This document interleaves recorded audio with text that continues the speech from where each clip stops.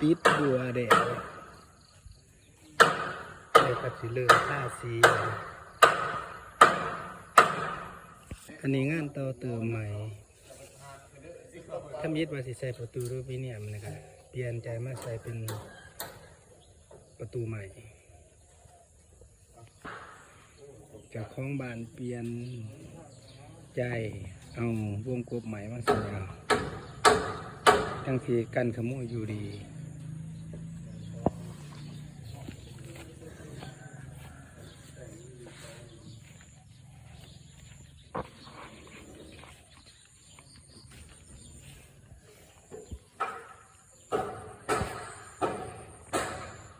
ถ้าเบื้องต้นจบนี่ยังมุมเสานี่สิต้องติดที่นอนใส่มานั่งกันยังบ่ทันเสร็จพี่น้อง